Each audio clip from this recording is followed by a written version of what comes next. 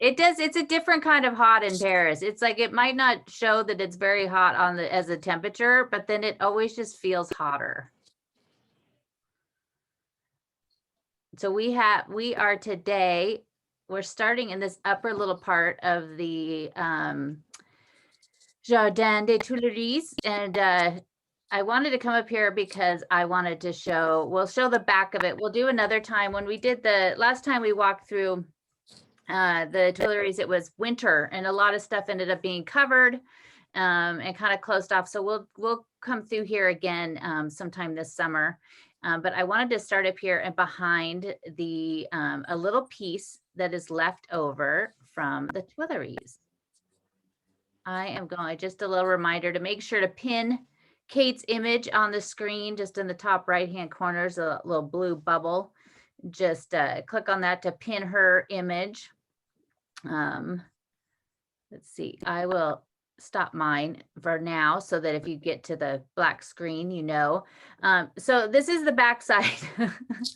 The front side we could kind of see from the sides, but this is kind of hidden off onto the side of the garden. It's kind of funny that it used to be part of a palace that stretched all the way across from one side of the Louvre to the other. And now it is just this poor little piece is just relegated to the corner, like a bad child. I think it is somewhat, I think it's been somewhat redone. So I think the other times we have seen pieces, those were authentic pieces from the Tuileries. Oh no, Cheryl, you lost power yesterday? Oh, 96 degrees plus humidity. No, thank you. So we'll give a minute to get everybody in here, but we are up here and we're going to have another little sneak peek. Kate, before this starts, Kate and I always talk about, she'll kind of walks through some of this stuff from the notes I gave her before. And so we go over anything. And I forgot to mention, there's one little thing up here to the left that we will peek through the buildings across the way to see a little something extra. But we are up on the upper terrace. We are on the Seine side. And this is the Bordelot is the terrace name. If we keep going down the other direction, you will end up going to the Musée de Lingerie. And of course, that's where Monet has his giant water lily paintings. But this is also, there's hardly usually anybody up here. Landon, who's watching today, thank you so much. On Instagram, Paris with Landon, her amazing page. She's walks through here all the time. So she's a Tuileries expert. But we will head down. So Kate, kind of keep going. When we go down to the left through the buildings, kind of keep an eye out. It'll be down when we get a little bit farther. But this usually there's not many people up here on this side. And it's just such a iconic view of getting a glimpse of the end of the Louvre, the Pavillon de Flore. And there's usually always people running up here, somebody getting some sun. I hope everybody's having a good Sunday. It's rainy and been raining here all day long. So I like this. It's nice to see the sunshine. Kate's going to weave in and out of the trees here. But this is, so we're on the upper part. So you look down and then there's all the beautiful gardens. I'm wondering if they, Landon, you'll have to check. I don't think they did it this year. But usually those beds, especially the beds on this side of the garden, closer to the Louvre, they design all these beds to match something in the Louvre. So when they had the Delacroix exhibit a few years ago, the garden, the colors were all kind of matched up to different paintings of Delacroix. And then I think it was 2 years ago, they all kind of had to do with I Am Pei because it was the 30th anniversary of the pyramid. And so I'm wondering if they did it this year. Oh, that's good. Landon says she hasn't seen any signs, but they are planting. They seem to be a little behind this year. I mean, I guess that we all have a reason to be. And the Orsay is just right across from us. The gorgeous Musée d'Orsay. Has anybody been watching Lupin? The second part of Lupin came out the other day. I get through about a quarter of an episode or half an episode and I start to fall asleep. So I really stretch it out.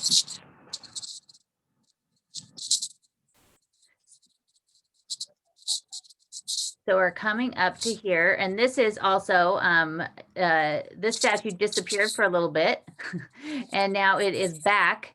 It is this fantastic statue, La Fille de Caen, and it is by Paul Landowski, who he did the wonderful statue of Saint Geneviève on the Pont de la Tournelle. He also did Christ the Redeemer in Rio, you know, that fantastic statue that stands high above the city.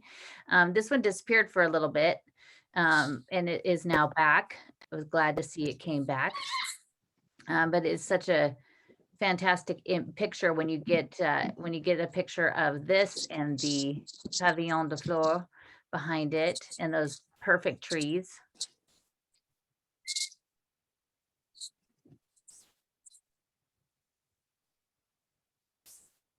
But I love this statue. It's so cool. Kate, I think maybe after, if you walk back over towards the garden side, it's right about where we cut through to see the we will just cut through with the camera, not our whole, like, we won't walk through there. We are up above, so the only way to get back down into the garden is to keep going on either side, but there should be, oh, we might be too far. Usually you could see in between the streets, you could catch a glimpse of Sacré-Cœur down here. And it's always nice because you can't see that from the garden. You can't see it from down below. So if you come up here, you get a little extra glimpse. Should I go down these steps? Mm-hmm. Or is it up here? Oh, there's some steps. Yeah, so right in between. Oh yeah. Can we see it? It's right there. Yeah. Kind of see it. On way to my home. Hello. Yes. Kate lives up in Montmartre. Right next to Sacré-Cœur, basically. Nice little glimpse there. It's kind of, you could kind of see it. You kind of make it out. But here in the Tuileries, of course, it gets its name because this is where the former palace of Catherine de Medici she had built after her husband, Henry II, was, of course, killed. He died after a jousting match when a piece of the lance got into his eye, and a few days later he died. And so she didn't want to have anything to do with the where they were living at the time over in the Marais, and she decided to come over here and build a new palace. And so it was going to be stretched out across here. Of course, the Louvre at that time, it didn't actually stretch up this far. So it was actually being built, and Francois Premier, her father-in-law, was lengthening it and adding this. It was basically this side of the Louvre was done. The side on the left side of it was added later on. And so this side of the Louvre, here where we have the Pavillon de Fleurs, was actually connected to the Tuileries. They ended up connecting those two pieces. In 1610, Henry IV, under his what he called the Grand Design, he wanted to connect it to the Tuileries. So they had these two pavilions on either side. There's the Massin over there on the far side, which is close to the golden statue of Joan of Arc, and the Pavillon de Fleurs on this side. When the Commune happened on May 23rd, 1871, when they basically took buckets of oil and poured it into the palace and set fire to it. It started to get closer to this end of it, to the Pavillon de Flore, and a couple of very brave men. I wrote about them a few weeks ago on my Instagram on the anniversary, but there was Henry Barbet de Jouy, and he was one of the curators of the National Museum. Oh, also just one little thing. If you watch the Tour de France, this is where they always come riding through. They go underneath here and they come out, and they always have this shot of the riders and Joan of Arc, and that starts in 2 weeks. I'm so excited. Anyway, but Henry, he ended up as a curator. He gathered all the other curators and anybody he could to do all that they could to try to get the fire from reaching into the Louvre and destroying the art. Another gentleman, Martin de Bernard de Signy, he was a commander of the 26th Battalion. And he and his men also were in there. They were breaking windows, breaking walls, much like this lovely wall we have here. Hopefully we get around it. He ended up doing everything they could. They were even punching holes into the ceilings to try to get the flames to escape. And luckily, because of these men, the fire did not reach down any further. And the art of the Louvre and the Louvre itself was saved. Unfortunately, Martin ended up dying in their battle to try to stop the fire.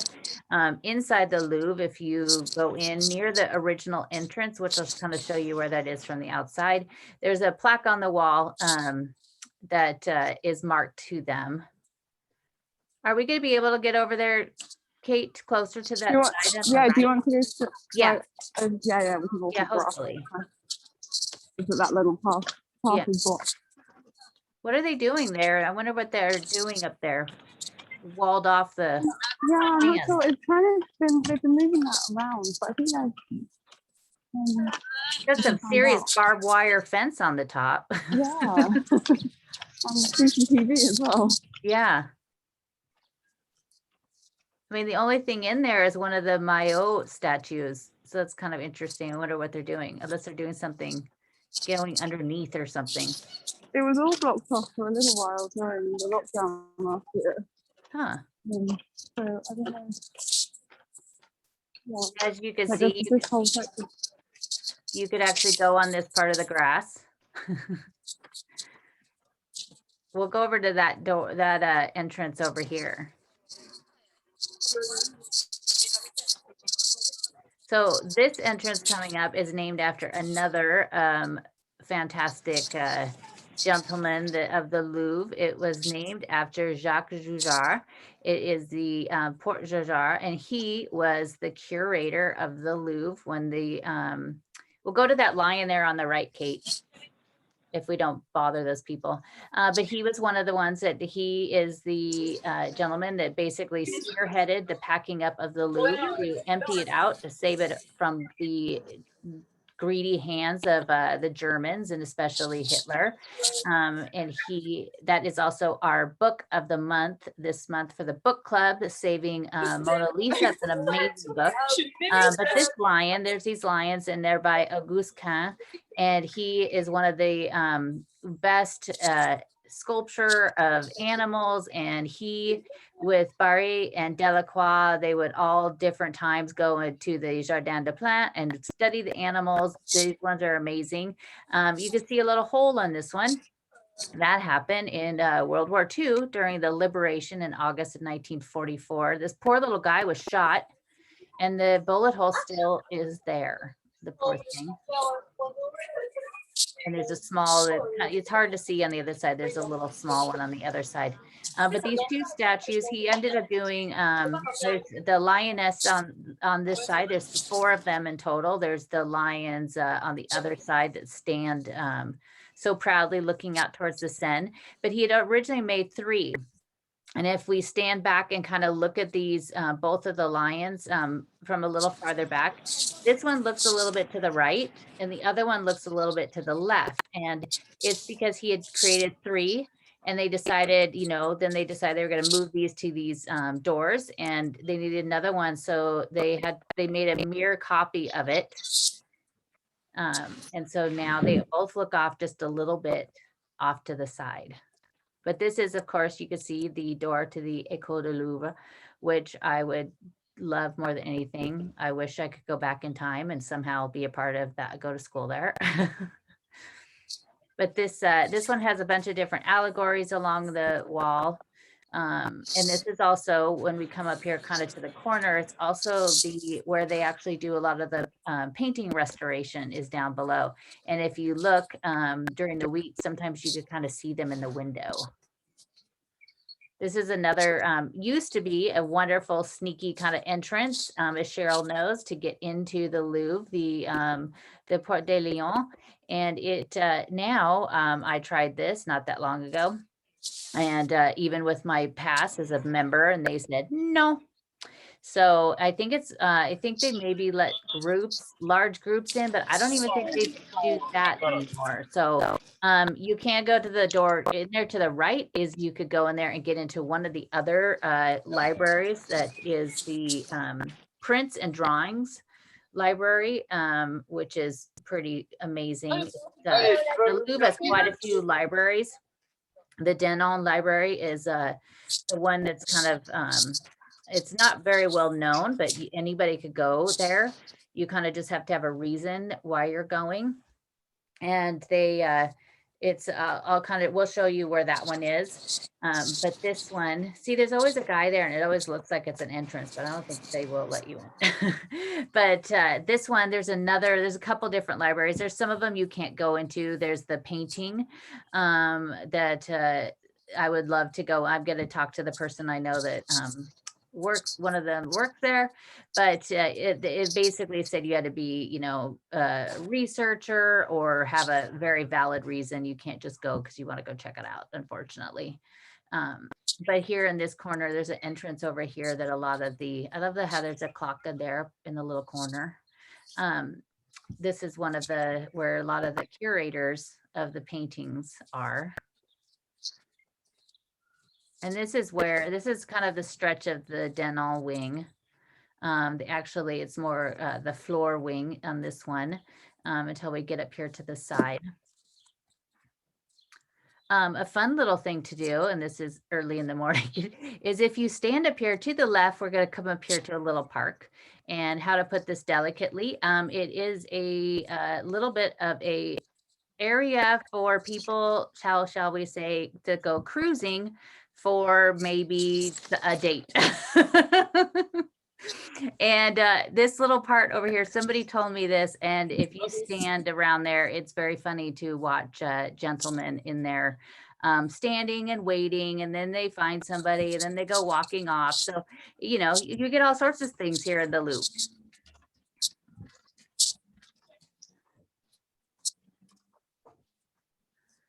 This area coming up here on the right is this wonderful little where the cars go through on the right side.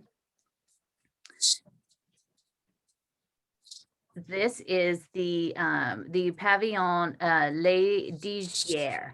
And it is, with this whole thing up above it right there is actually the Grand Gallery, where it continues on. And Napoleon III actually lifted it. He had it before, it was never a cut through for cars. This whole area where we are right now and the courtyard itself where the pyramid was at one point still had houses on it into the 18th century. There were still people living out here. It wasn't really a great place. The Louvre, of course, wasn't, it started to change over into what we see it in the 16th century. But a lot of this area was still had homes and a few Hotel Particulier. And so when Napoleon III came, he did more work on the Louvre than anybody else in history. And he wanted to have this cut through. So they cut through this road and they lifted up they lifted up the Grand Gallery a little, and they ended up putting this pass through. The whole idea was originally to make this another one of the grand access through Paris, and it was supposed to be a view from the Opera, the Palais Garnier, all the way over to Boulevard Saint Germain. That did not happen. And on top of it, we'll see when we go back over. There is a little cupola, and there's one on either side, and you could kind of see one on this side. There's one on the other side. The one there's to the left of the lamppost. I'll post a picture of it in the notes, but it has some gold stars on it. And in those gold stars are the letter N. Well, the ones on all the other cupolas are normal. The one that you see there on the left, the ends are backwards. And they don't know why. Nobody's ever figured out why. We don't know if it was somebody that was ticked off at Napoleon that was, creating these and said, haha, I'll show him, and put them on backwards. It's just a funny, strange little thing. Of course, we had the Arc de Triomphe carousel behind us. The one that Napoleon actually did get finished. The statues on the top, the horses were something that he had taken when he was down in Venice and brought to Paris. They were on the top of Saint Mark, and they were, after he lost Waterloo, they were sent back down there. So these are copies that are up here. They added on also the Victory. This is the chariot. Much of the art, a lot of art, Napoleon was known for, swapping a lot of art, swiping it from places that he was conquering. And most of it, a lot of it, the majority of it was all sent back after he lost power. They did different treaties. They had different treaties forcing them to send some of the art back. Some of it that they did keep, like the Wedding Feast of Cana. They decided it was too big to be sent back, but it didn't seem to be too big to be taken. They ended up doing trades for it. So a lot of people think that the Louvre is filled with art that Napoleon stole, but a lot of it has been taken care of now through treaties and over the years. Or a lot of it was purchased as well. This, of course, is the Cour Napoleon, Napoleon III. Yeah, Karen, it is huge. It is the largest museum in the world, and it is, I think it's like 8 miles. I think if you laid it all out, I want to say it's 8 miles. One day in there, I spent almost the entire day. I was exhausted, and then I looked at my phone and it said I had walked over 5 miles just inside the Louvre, which is just crazy to think 5 miles in a building. But this is the Cour Napoleon. Napoleon III did a lot of this work, and of course, and then Francois Mitterrand is the one who ended up putting in the pyramid. The pyramid, of course, by I.M. Pei. The statue here is of Louis XIV. It was done by Bernini. Bernini was brought from Italy over to France because they wanted him actually to do some design for the Louvre. None of what he had suggested was ever accomplished. They didn't do any of the things. So he ended up actually creating this statue for Louis XIV. When he sent it to Louis XIV, he hated it. Louis did not like it. It was at Versailles. He ended up basically sticking it into a corner of the garden, as far from the palace, so he didn't have to see it. And later on, Francois Girardin, he altered it. Look how beautiful that is. He altered it and put him so he looked more like a Roman hero. And so he liked it a little bit better. But if you could stop right there, Kate. If you actually look, this is where the grand access to Paris starts. It starts right behind him. He goes all the way through. If you follow the line, it goes through to the Arc de Triomphe carousel, and then it goes on through the Place de la Concorde and the obelisk. And then it goes all the way through the Arc de Triomphe, and then ends up at La Défense. So when you're there, if you kind of stand back behind it a little and stand up on the edge of one of those little water fountains on the edge of the pyramid, you could kind of see through it, and you could see all the way down. It's pretty interesting. But they actually had plans to do a few of these in Paris, and this is the only one that is actually accomplished. They also added the horse here, Mr. Louis XIV, because they did realize that it was off of an axis of being in the center of the Louvre. So this is why they placed him here. I always think it's funny because Louis XIV was the one who basically was working on the Louvre and up and left and decided to move the court to Versailles. So I think this is more symbolic of him riding away and leaving.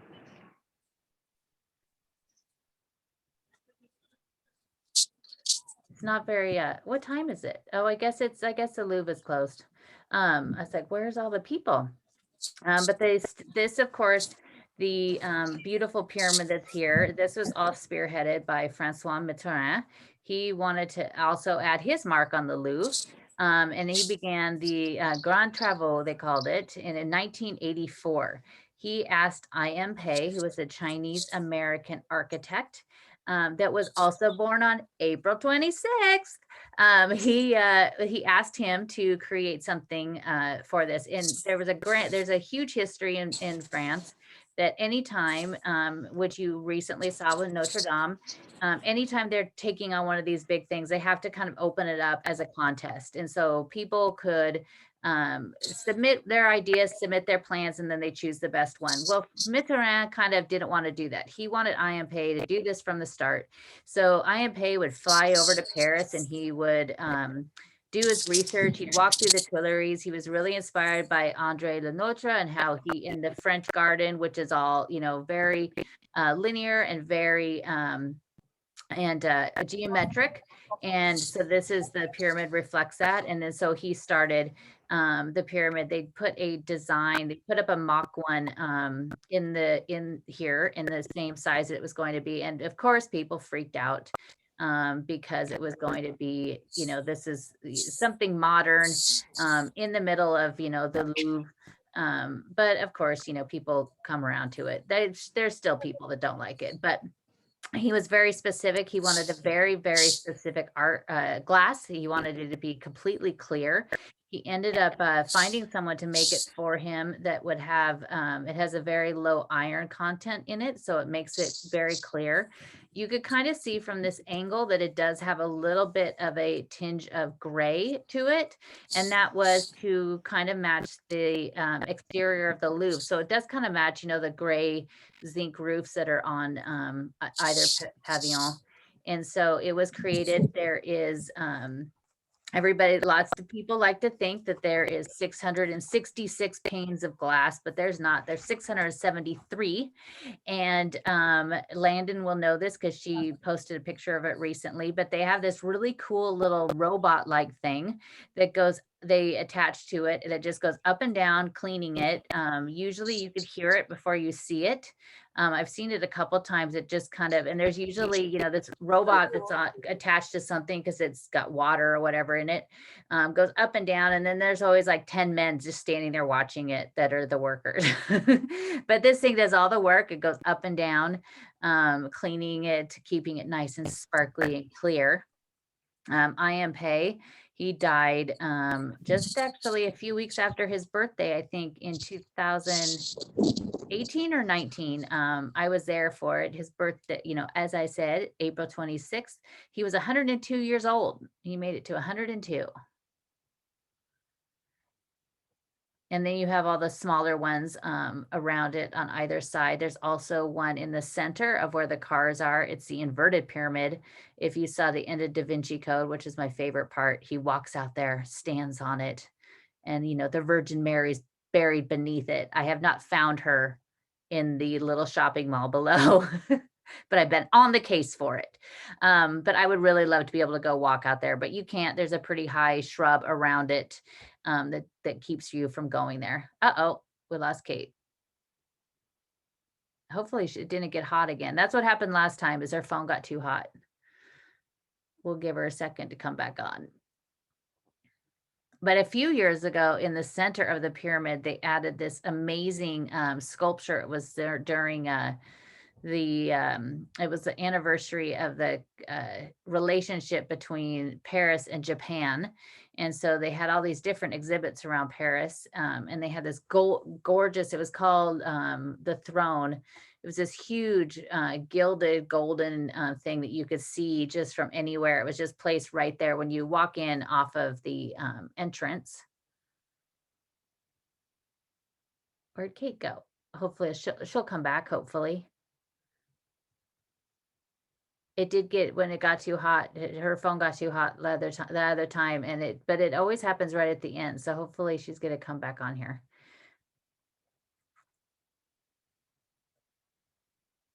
We'll see. With the Tour de France starting, it starts on the 26th of June, a little bit earlier because of the Olympics. But the last couple of years, it's finished going through the Louvre.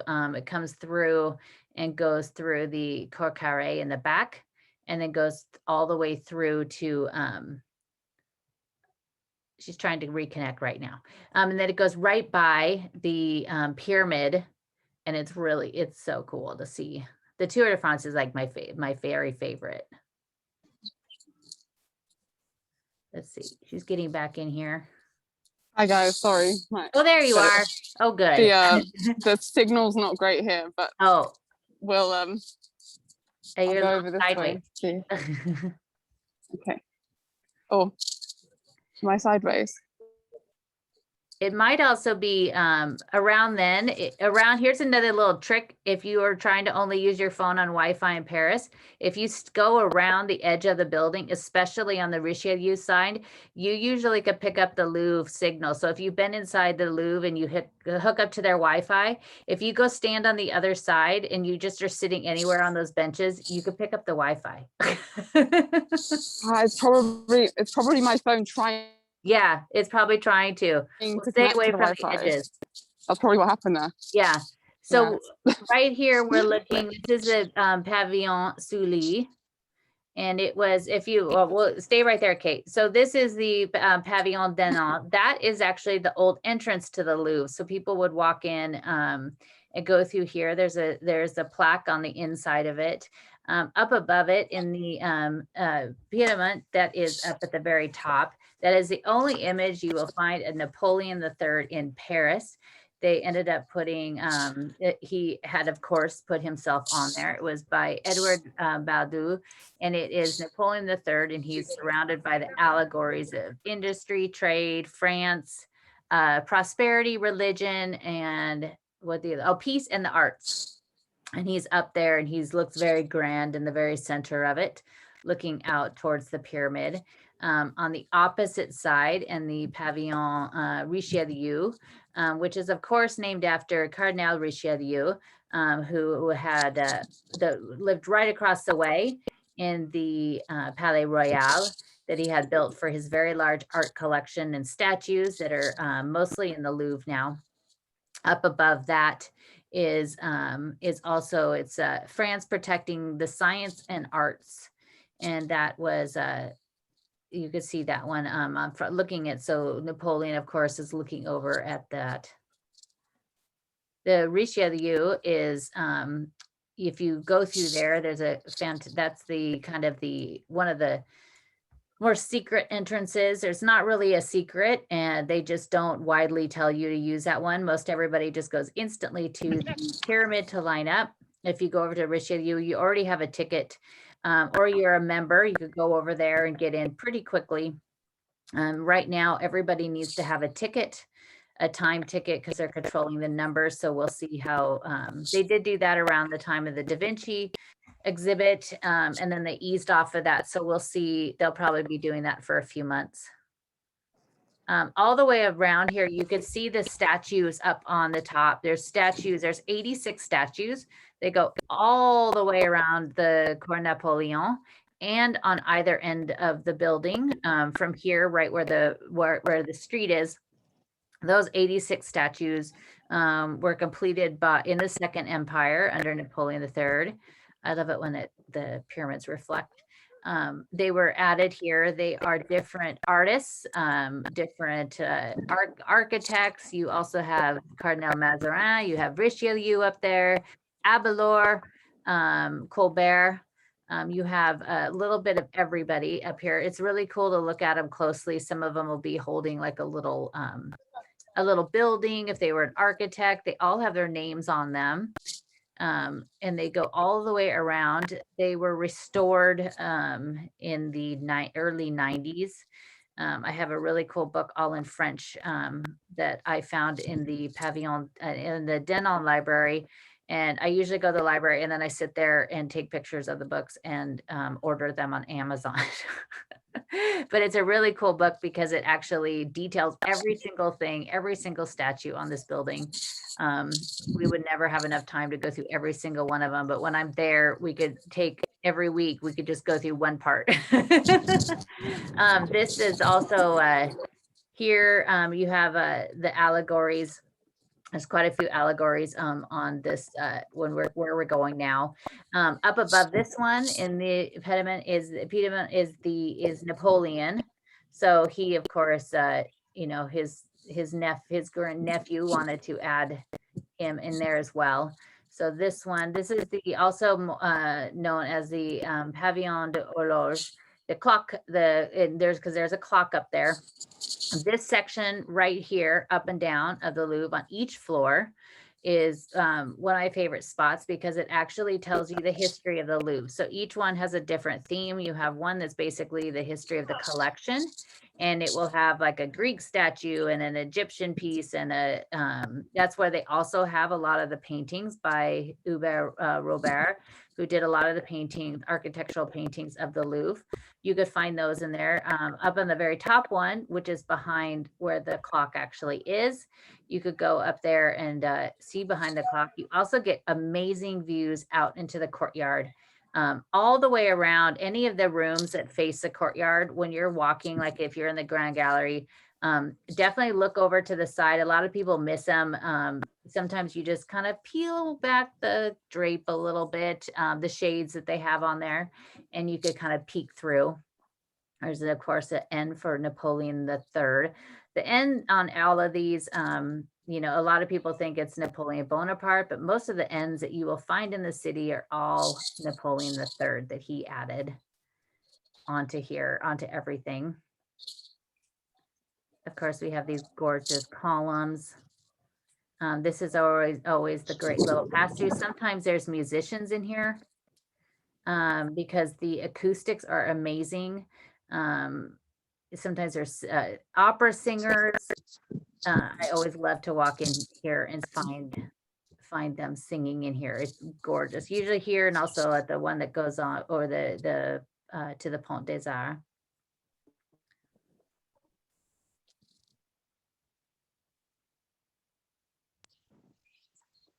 And of course, this is the courtyards. We are into the older section of the Louvre. To the right of where Kate is. We'll go over there first. The courtyards, this square. It is very square. This is the where you'll see the older side of the Louvre. Basically, what is the oldest part that's remaining above ground is just to the right of us. And maybe if we could see, oh, Kate's audio is going in and out. I can hear you for now. So okay. Sorry if I don't get a direction because so to the right, where there's people standing. We'll go over to those grates kind of closer to the building. So there's this right here where we are is where the original Louvre actually stood. Kind of stood off into this corner. Our signal's not so great over there.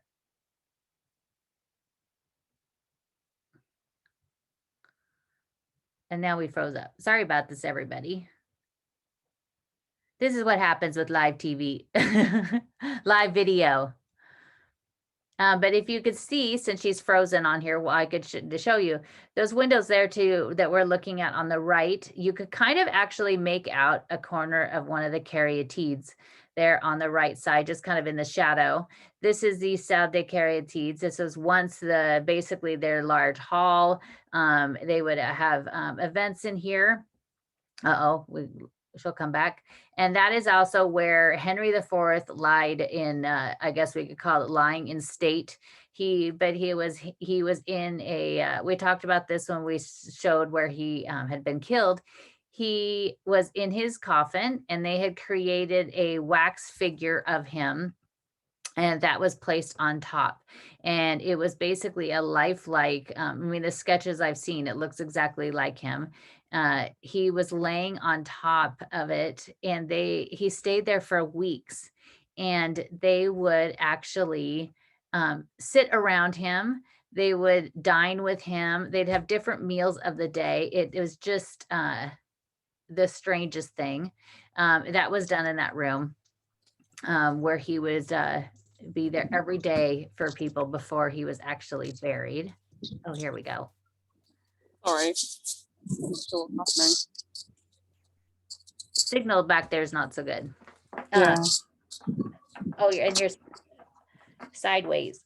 But those grates that you see right there, those were actually, it's kind of what remains of the old Louvre that was here. They're really beautifully decorated. They're really pretty. But there's this one, and then there's a round one. And so that is kind of showing you where the Louvre used to be. Also be careful on those cobblestones, Kate. These ones are killers. They are like big and they jet out, and you really need to be paying attention when you walk through here. But these little grates are so pretty. This was where the original the dungeon kind of was, the tower where they would lock people up. The medieval Louvre the medieval Louvre was the Palais de Louvre. Nobody really knows where the name came from. Some people think it's wolf, there's all these different, everybody has different ideas. But this whole this whole side over here, the Lescaut wing, was done by Pierre Lescaut.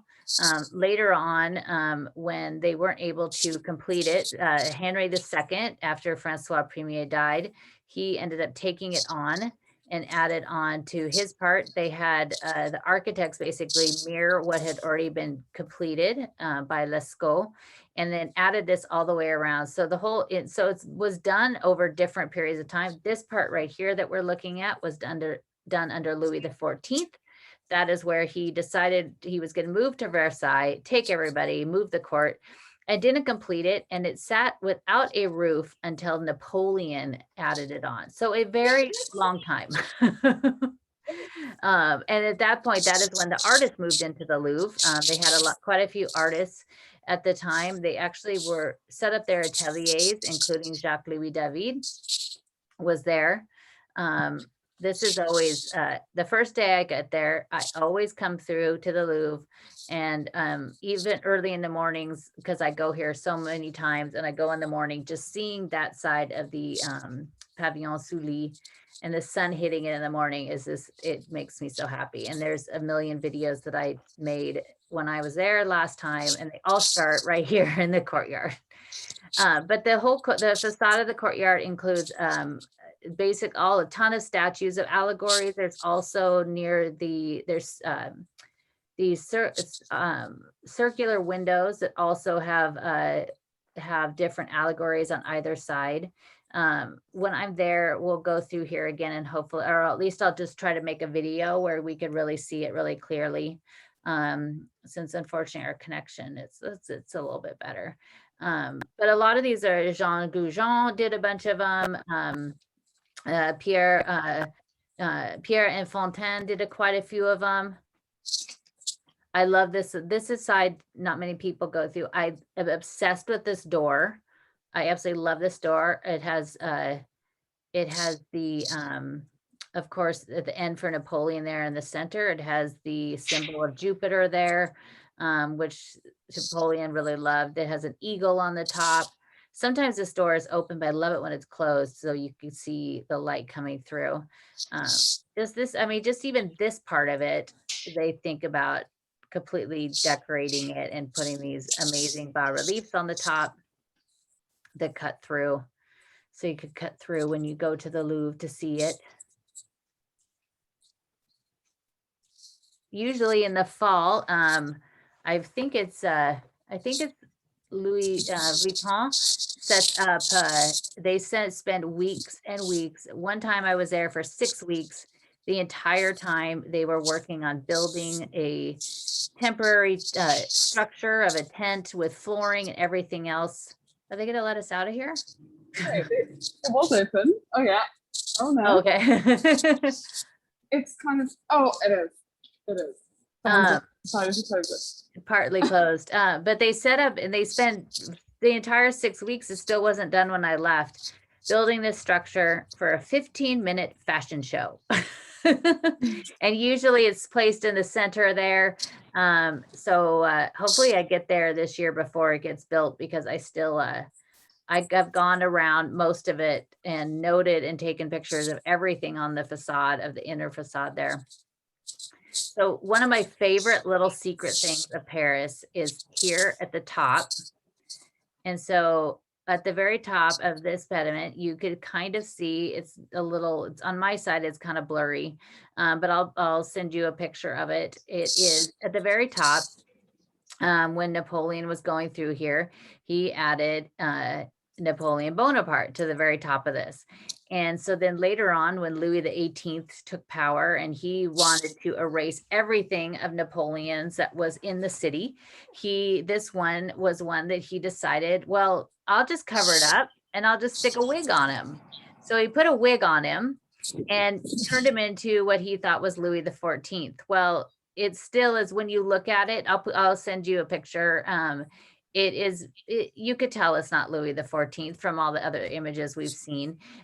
So they slapped that on there, but they forgot on the right side, one of the allegories is holding a shield, and the shield still has some of the bees on it, the Napoleonic bees. So he didn't really get it all covered up. You can see to the right, below that on either side are the backward L's. There's a backward L and a normal L. Those are backed up to each other. That is Louis XVIII.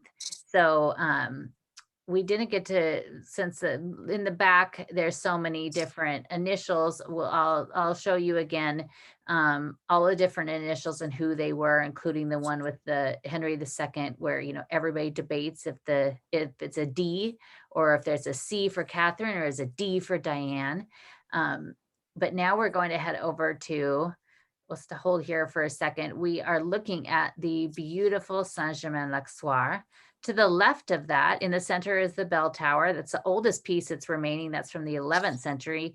To the left is the Mairie of the first arrondissement. This is the city hall. It looks quite old. It is only from the mid 1880s. It was built and designed in the same style as the church. So it looks like it's always been there. It's just a part of it. So which is fascinating. To the left of this is one of my really fantastic restaurant in Paris, La Fumoir. It's absolutely delicious. It has the yellow awning on it. You could go there for lunch, which I do many a time, sit outside so I could just sit there and stare at the colonnade. And it has amazing lunch. You usually for I think it's like 26 euros or something like that. You get 3 courses. Of course you get, you have to add your wine on there. But it's really great.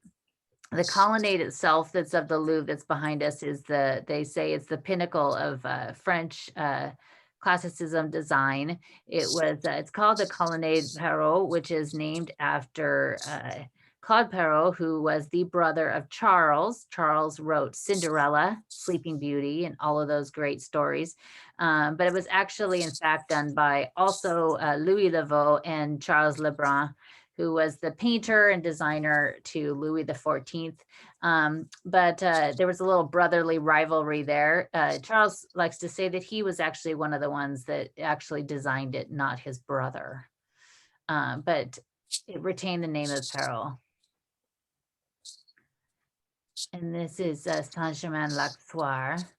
This is one of the few churches other than Saint-Chapelle that a porch, they still have a porch on the front of the church. On the columns are a bunch of different statues. A lot of them are actually some of the saints that we have seen when we did the Jardin de Luxembourg and we looked at the great ladies of France. Some of those are actually still are the ones that are actually here. You have Saint Bathilde, Clotilde, Jean de Valois. They are all on there. On either side of the door, we have, of course, Saint Geneviève is one of them. That's the patron saints of Paris that are here. Saint Germain is also there. The part of there's been a church here that has stood here since the 500s. This church, most of it that is here now, dates from more of the 13th century. And then it's been restored, of course, and added on a lot of the stuff in the 15th century. And then they had another restoration in the 19th. If you follow me on Instagram, you know that I love to go with my grandpa's his photos to Paris and hold them up. There's a really cool photo. I don't know if I've ever even shared it yet, of him looking at one of the, real quick, that is Mary of Egypt. She's holding 3 loaves of bread. Remember this image. We'll see it again here in a minute. But my grandpa had a picture that he took of one of the gentlemen up on the ladder doing some restoration to these statues. I need to find that and share that because I don't know if I've ever shared that one. So my grandparents went into this church and my grandpa took a bunch of photos, of course. You see the amazing bell tower. There is a gargoyle on the bell tower that is of a rat, which I cannot stand. It even freaks me out as a stone gargoyle. I don't want to be anywhere near it.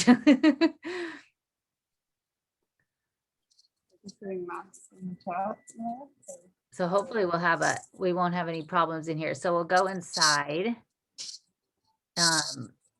This church, Saint Germain l'Auxerrois, is being used now that our beloved Notre Dame has been going through her little, is there a mass or something going on? We'll head over to the right side. Oh no.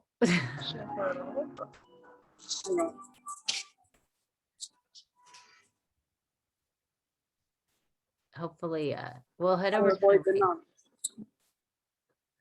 Are they gonna let us back in? Hopefully. So we'll go into this chapel here to the straight ahead.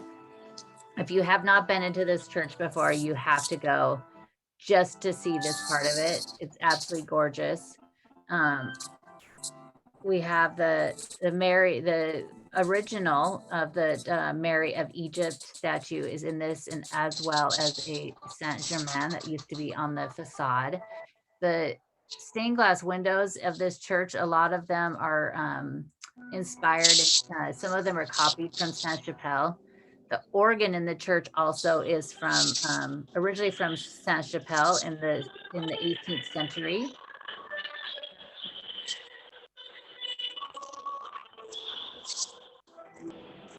Where it's freezing up again. But this back side of this is absolutely gorgeous in here. This whole the little altar back here. This is usually the chapel of the Virgin, and in most of the churches are in the back. Kate, do you want to, or do we want to hear the sound?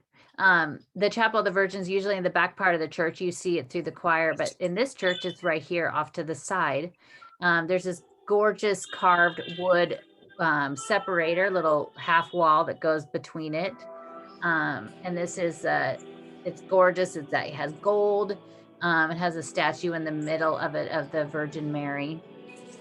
And this is usually where a lot of people will come during the day to pray. But usually there's not a lot of people in this church, but it has taken over for some of the larger events. Like they did the procession of the Crown of Thorns. They do a lot of the big events here that used to be at Notre Dame.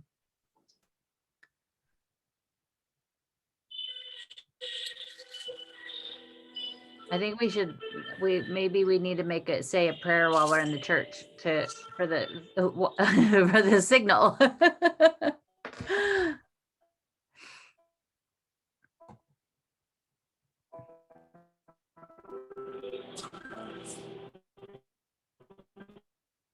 Freezing up a little bit.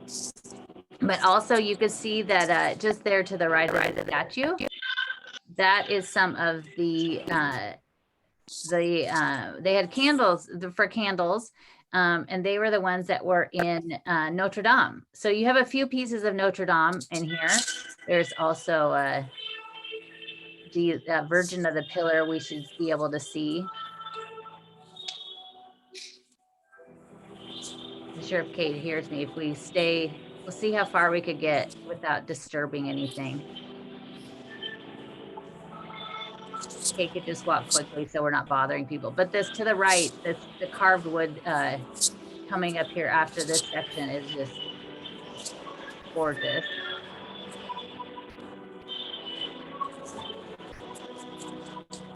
Also right there, we'll see it as we walk by, is the statue of the, it's the Virgin of the Pillar, she is called. She was, of course, in Notre Dame, and it is now protected into this church.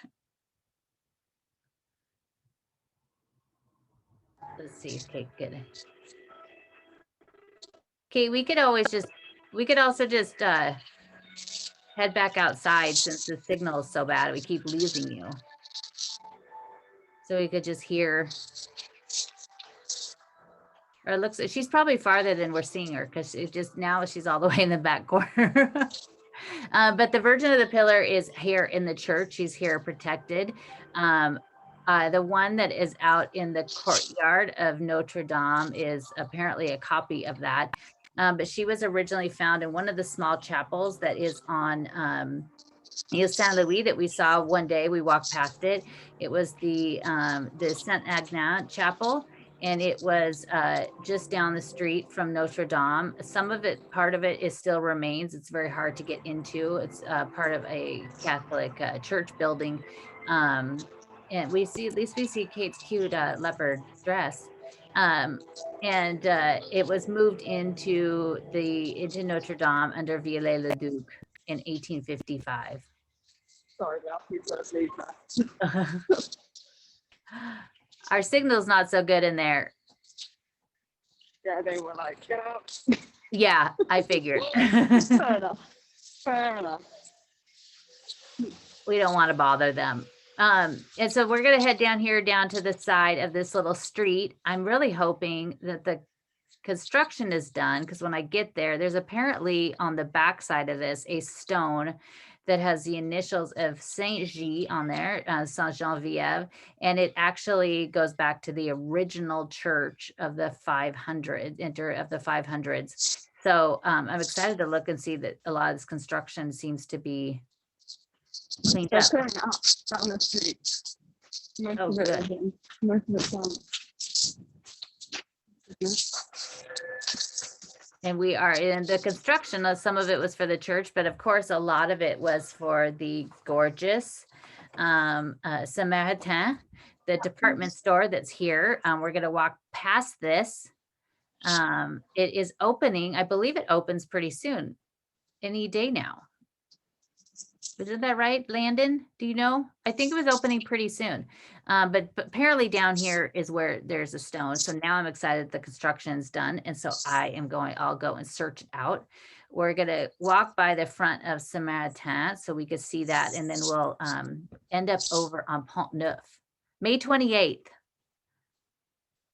Oh, yay.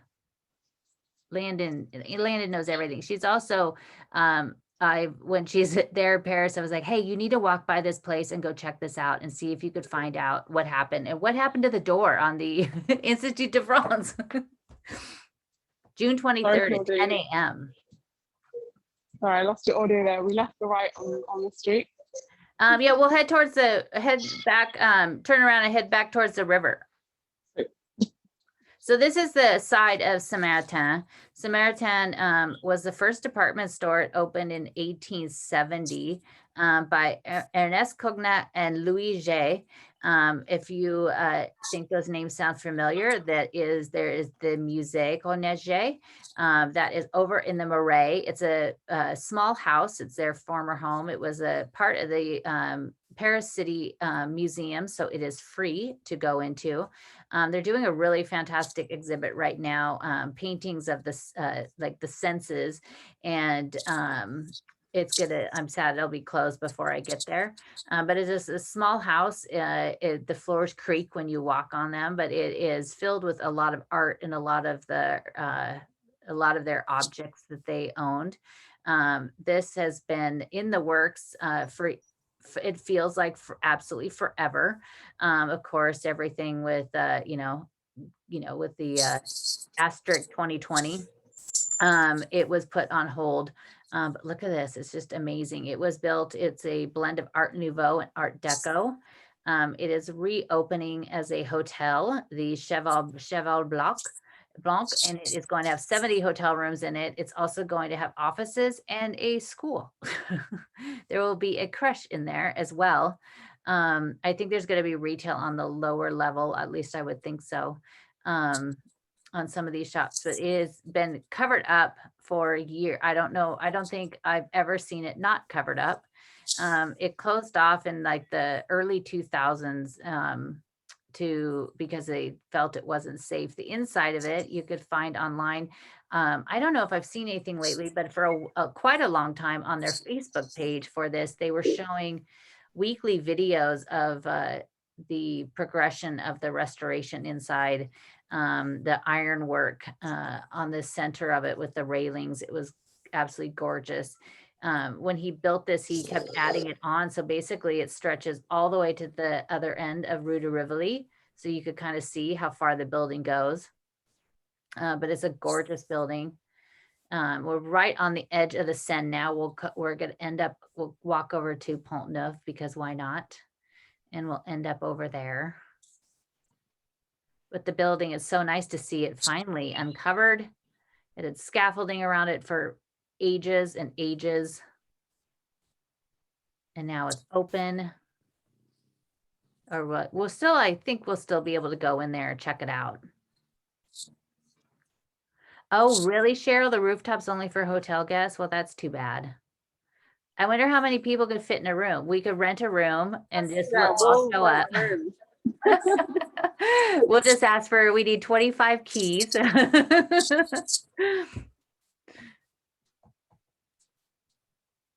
And then we'll all just go on up there. They must have, oh, he's just getting some sun there.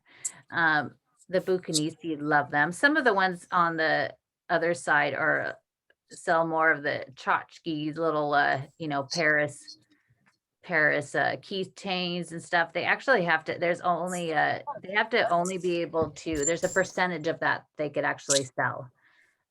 Landon, of course, did an amazing thing earlier, later last year, where she was working with some of them and they were auctioning off.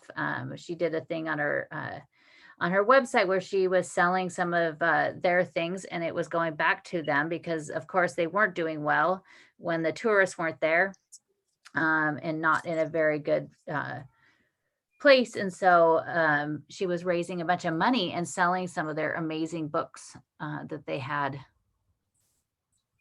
And you could buy one of the bags through her as well. But here we are, of course. Now we get to see the Pont des Arts from here. And of course, there's the Institut de France and the Eiffel Tower. It's the end of the French Open, Roland Garros today. So I'm wondering how Djokovic and Tsitsipas are doing. And then that is today. Of course, Pont Neuf, we've walked past it before, but going back to 1578, Pont Neuf means the new bridge. Of course, it's the oldest bridge now. It was at the time, it was originally the bridge that was stood here was covered with houses. All the way, most of the bridges of Paris were all covered with houses. It looks, you can see if you've gone to Florence and the Pont Vecchio, that's what the bridges of Paris look like. This was the first bridge built without any of the houses. Oh my, I love these lampposts you have Poseidon on there and the Dauphin. And they built this was the first, basically the first sidewalks that were in Paris. Right after this, they did the ones on Rue de l'Odéon. but they had these little, those little areas where you have a bench. They were businesses, little sellers, street sellers would set up in there. This was also, it was basically the place to be seen was on the Pont Neuf. They would actually, the police would set up here and watch, because everybody at one point would come across the Pont Neuf. They would walk across here. So they would be able to nab people, because they would finally catch them going over Pont Neuf. It was also a good place for the police to be, because people would actually, at that time, they would be wearing these huge cloaks, and other criminals would basically steal it from them, and they'd pickpocket. And so it was, you would have every day, you'd have the royalty walking across here, the bourgeois people, you'd have some, street people and criminals.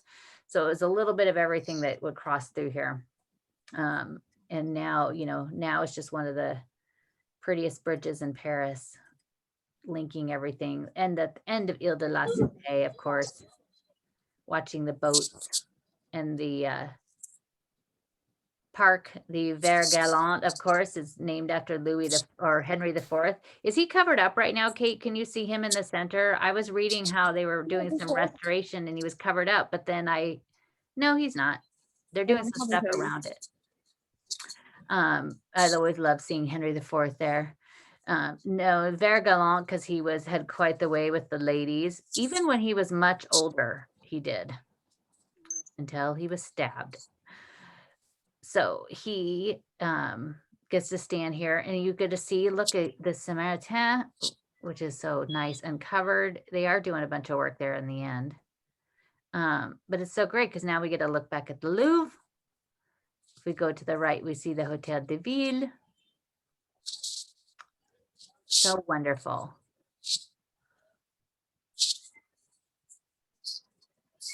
And the Place Dauphine.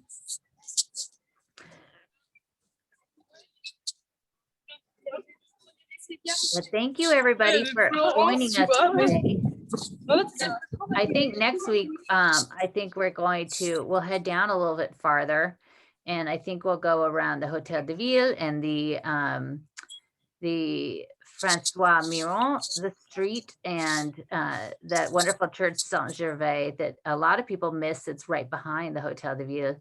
I was going through, looking at the map today and trying to figure out where to go, and then I started making it too big, so we need to split it in half. So we will see everybody. It always times out at the end. We will oh good, there you are. We will see everybody, I hope, next week, and for more of Paris. And make sure that you sign up for my newsletter at claudinehemingway.com. I'm going to do a little live thing in a couple weeks. It'll just be a free live thing to chat about Paris, and if you're planning to go back soon, if you have any questions. And then also, hopefully on the 21st, we are going to we'll have Kate up there in Montmartre, and we'll do a short little thing from the Fête de la Musique on the 21st, with the first day of summer, when they have music going all night long in Paris. So we'll check that out. So make sure to check out my website, sign up for the newsletter, as well as, of course, Bleu Blanc Rouge on Facebook for all of that good stuff. Oh yes, Landon, we all love Dalton. She has the most beautiful, it's her boyfriend's family's golden retriever, but he's ours. We love him. We've taken him on as ours. So everybody have a wonderful Sunday wherever you are. And thank you guys so much for joining us and supporting us and everything. And we love seeing you and having you. And Kate, we love seeing Kate and her cute little leopard. Good thing I didn't wear a leopard today. That would have been awkward. Make it a regular thing. I know, always. But thank you so much, Kate. Sorry about my signal. Oh, no, it's not your fault. No worries. That's what happens. So thank you, everybody. And we will see you hopefully next week. Bye, Kate.